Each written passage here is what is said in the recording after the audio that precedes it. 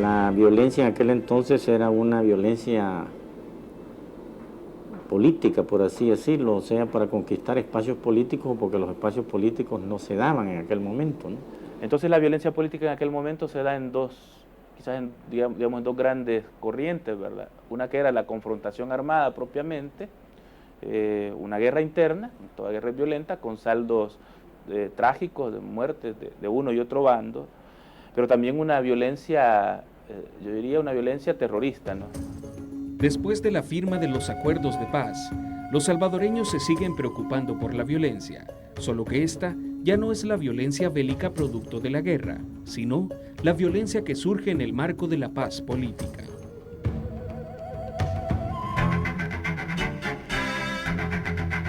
Es una violencia totalmente diferente a la que estamos viviendo ahora, ¿no?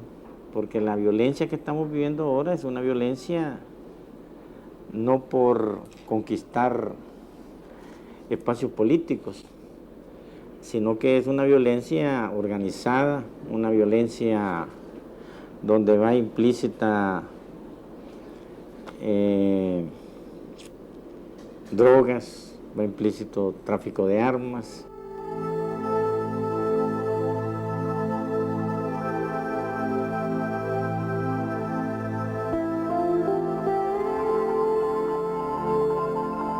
Según especialistas, los niveles de violencia que se viven en la sociedad salvadoreña son alarmantes.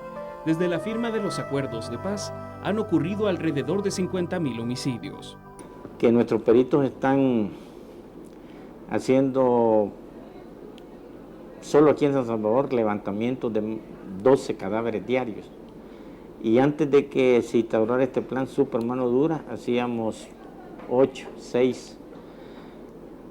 Y entonces la violencia ha aumentado. Una vez que termina el conflicto armado, que se firma la paz, comienzan a aparecer entonces todos los años, una cantidad nada despreciable de personas que aparecen ejecutadas, asesinadas, con indicios de haber sido víctimas de grupos de exterminio al estilo de los escuadrones de la muerte, ¿no? Que era lógico que viniendo de un conflicto armado, donde había muchas personas capaces de utilizar armas, con armas en sus manos, que se incrementara la violencia y la criminalidad en el país. Esto era un asunto lógico previsto por todos los expertos que vinieron. El tema del desarme es uno de los aspectos que, según los expertos, repercute en la realidad violenta que vive El Salvador, ya que en los acuerdos de paz no se prohibió la posesión de armas por parte de la sociedad civil. Pero a la hora de la firma de los acuerdos, no en ningún momento se toman medidas precisas para esa campaña de desarmamentización, que debió haber sido lo primero, corregir la legislación y hacer una legislación donde se prohibía completamente la aportación y el uso de armas. La proliferación y fácil acceso a las armas es uno de los factores más determinantes de la violencia que vivimos en este país. Las cifras de la propia policía lo dicen.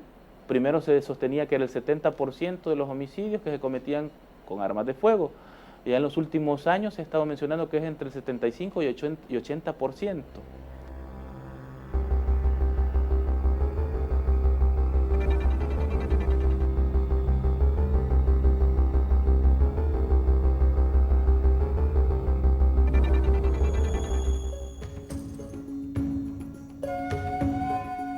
Para los especialistas, el desarme era fundamental para impulsar una sólida política de seguridad pública.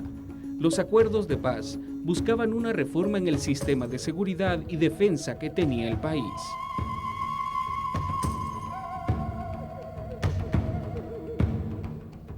La reforma fue muy amplia y ambiciosa porque no solo prevé este cambio, digamos, de la policía, no lo ve solo una reforma, sino que es quitar los anteriores cuerpos de seguridad y crear una nueva policía como fuente de seguridad, como colaboradora en la investigación del delito, pero a la par de esto tenía que darse una reforma en todo el sistema de justicia penal. Y la política de seguridad pública está en manos principalmente del presidente de la República, así lo dice la Constitución. Luego, esa política se ejecuta a través de lo que es la institución encargada de la seguridad en el país, que es la nueva Policía Nacional Civil.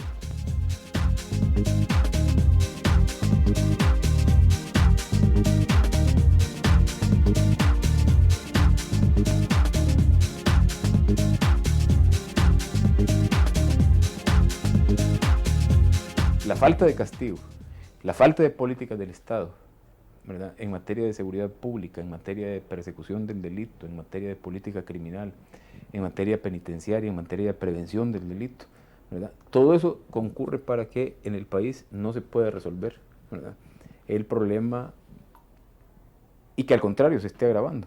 Sin embargo, la política de seguridad deben ser integrales, debe estar combinada la prevención, el control o la represión y la reinserción, ¿no? Y en estos otros aspectos a la policía le cabe un papel, digamos, secundario.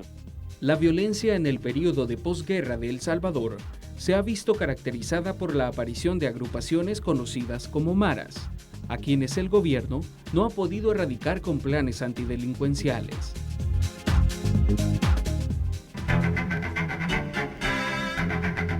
Una violencia totalmente distinta.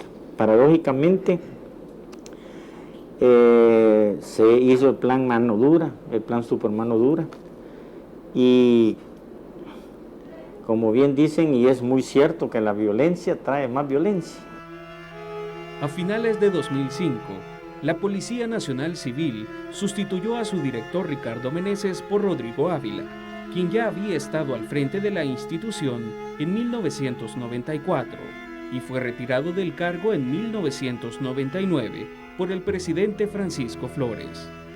Si Rodrigo Ávila salió por razones políticas, o sea, porque querían poner a Mauricio Sandoval, eso lo que refleja es que, lo que estaba diciendo anteriormente, no hay una política estatal de seguridad pública que responda a los intereses de la gente, sino que se mueven según intereses políticos partidarios o de grupos dentro del Partido Arena. Y una de las instituciones que surgieron de los acuerdos de paz y que tuvo más simpatía de toda la población fue la Policía Nacional Civil. Y mire usted cómo estamos ahora.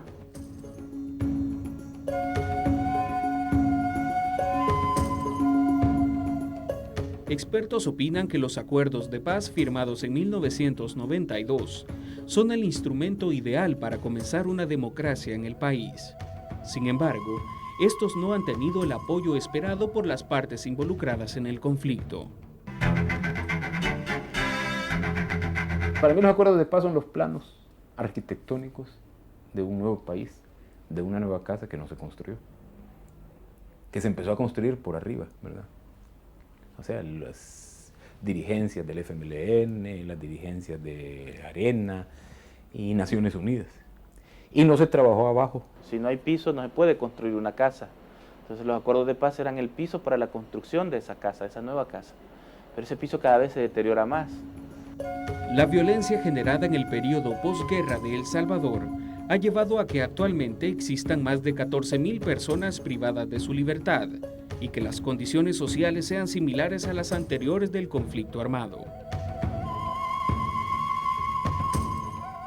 El Salvador sigue siendo un país donde las causas que originaron la guerra, que tenían que ver con violaciones a los derechos humanos, siguen presentes. No se resolvieron con los acuerdos de paz, no han sido combatidas, no han sido superadas, algunas de ellas incluso se han agravado. Las condiciones sociales, que era lo que supuestamente iba a traer los acuerdos de paz, que era por lo que luchó todo el mundo, o por lo menos los que estuvieron en ese bando, para mí siguen exactamente igual o peor. Según especialistas, para que el país recupere el rumbo fijado en 1992 a través de los acuerdos de paz, hace falta que las condiciones sociales comiencen a satisfacer las necesidades de la población.